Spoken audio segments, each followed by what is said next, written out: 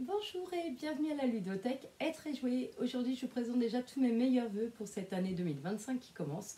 Et à la ludothèque, pas de nouvelles résolutions. Je vous présenterai toujours 9 nouveautés chaque début de mois, très brièvement. Et après en détail, donc on commence pour janvier 2025 avec donc Duck and Cover, un petit jeu de cartes addictif à la Skyjo. Vous allez voir, très sympa. Speedback, la version Carnage, donc un jeu d'ambiance à jouer avec des grands. On a Quarto Access et Dixit Universe, donc des classiques qui ont été réadaptés pour faire jouer un plus grand nombre. On a la Tour d'Hanoï, donc un classique jeu de logique. Unlock, donc la 13e édition de l'Escape Game en jeu de société. Les Charlatans de Belcastel, le duel, donc la version duel du classique jeu de backbuilding. Et ensuite, chez Sofa Edition, on va avoir Bal et Masque, un jeu à rôle caché. Et Pierre, Feuille, Saumon, Ciseaux, un jeu de mémoire coopérative vraiment pas évident. Donc on va commencer par Duck and Cover, qui est un petit jeu de cartes addictif qui se joue très rapidement. Pourquoi la Skyjo? Parce qu'en fait on va avoir donc 12 cartes devant nous qui vont être visibles. On a tous les mêmes cartes, donc des cartes de 1 à 12, numérotées de 1 à 12. Le but du jeu, c'est de faire le moins de points possible. Ça joue en 3 manches. Et donc à chaque manche, on va avoir un petit tirage de cartes. Et donc par exemple, si j'ai le 7 qui est tiré, on va tous regarder, donc les cartes sont disposées en 4 colonnes de 3, et on va tous regarder où est notre 7, hop, où il est placé, soit on va pouvoir le déplacer sur une case libre, soit on va pouvoir le déplacer sur une carte qui est adjacente, donc par exemple je peux recouvrir la carte qui est juste à côté, ça forme une pile de cartes. Le but du jeu, c'est d'avoir une seule pile de cartes à la fin de la manche, parce que dans ce cas-là, les points qui sont en bas, là à droite, donc là ici il y a un 3, ça me fera moins 3 points si j'ai qu'une seule pile. Alors que si j'ai plein de piles de cartes, et ben je vais compter les points qui sont en bas à droite en positif. Donc vous imaginez bien qu'il vaut mieux avoir qu'une seule pile. C'est plutôt sympa, c'est addictif, petit jeu de tirage un peu aussi à la loto. On aime beaucoup ici. Le Speedback version Carnage, donc j'ai déjà le Speedback, là c'est la version accessible plutôt à partir de 16 ans. On va avoir des thèmes un petit peu plus compliqués. Voilà, on peut partir dans des choses plus ou moins faciles, on va dire, à contrôler. Donc à chaque fois, on va avoir un thème et il va falloir répondre au thème en posant des cartes donc, qui correspondent avec des mots qui commencent par la carte indiquée. On peut avoir des thèmes comme on en voit peu à l'opéra, ça peut être profond. Tu le dis, si on te touche les fesses dans le bus, par exemple, ça peut être un petit peu plus compliqué. Plus tu bois, plus tu, etc., etc. Et donc, il va falloir répondre le plus vite possible, jeu d'ambiance assuré. Le Quarto Access, donc le classique jeu de Quarto, là, qui est accessible aux malvoyants. On a un plateau aimanté, donc des pièces aimantées qui ne vont pas tomber à chaque fois qu'on va les pousser. On va avoir 2 masques si on souhaite jouer, si on n'est pas malvoyant, pour voir un peu de se mettre un peu à la place et de jouer donc les yeux fermés. À son tour, on va devoir donc jouer une pièce que nous donne l'adversaire et il va falloir réussir à créer un alignement de 4 pièces ayant une chose en commun. Soit ça peut être la taille, donc c'est des pièces grandes ou des pièces petites, soit ça peut être la forme, des pièces carrées ou des pièces rondes, soit ça peut être le remplissage des formes des pièces vides ou des pièces remplies, soit on va pouvoir aussi avoir le rainurage, donc qui n'existe pas dans le jeu de base. Donc soit on a des pièces rainurées, soit on a des pièces qui ne sont pas rainurées.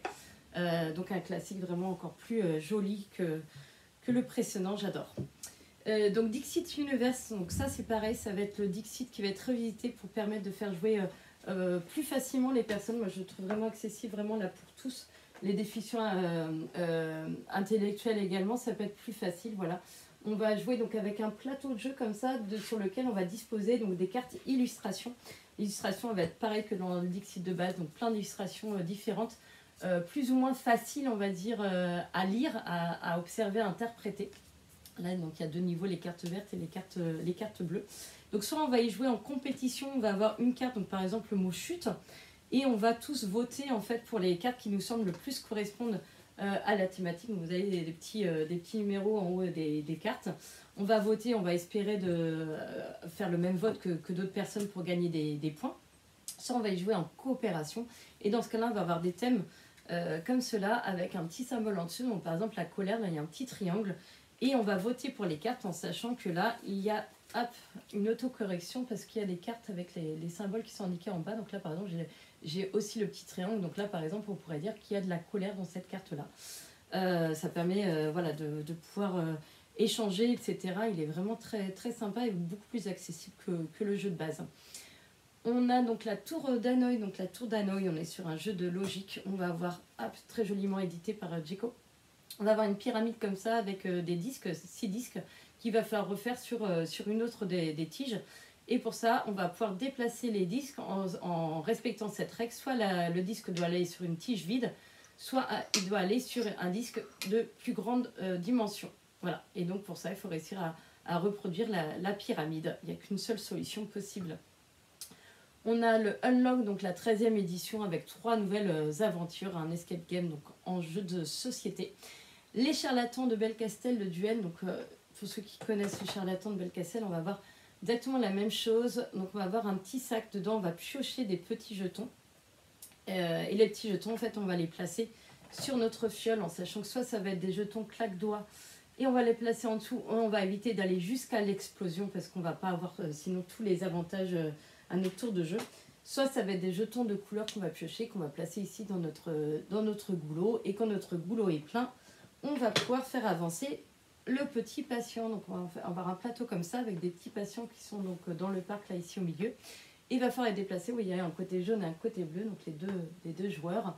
Et il va falloir faire en sorte en fait que le patient il arrive jusqu'à notre stand. Je ne suis pas sortie de stand, mais on a un petit jeton stand qu'on place et qu'on va pouvoir déplacer en plus pendant la partie. Et dès qu'un patient est arrivé sur notre stand, il va arriver dans notre maison. Et donc le but du jeu, c'est d'arriver à tous les avoir dans notre maison, à avoir la majorité. Et il y a vraiment la même sensation que dans le jeu de base avec ce système de tir à la corde. À chaque fois, on va avoir un patient qui va aller d'un côté et de l'autre du plateau jusqu'à arriver sur un stand. On va avoir également plein de cartes recettes qui vont permettre de changer à chaque fois de conditions de chaque jeton de son action qui va être possible. On va avoir des petits avantages aussi qu'on va pouvoir gagner pendant toute la partie. Il est vraiment très très sympa. Et pour finir, donc 2 jeux de Sofa Edition, donc il y a un éditeur canet. On a Bal et Masque qui est un jeu d'ambiance qui va se jouer debout. On va chacun incarner un rôle caché.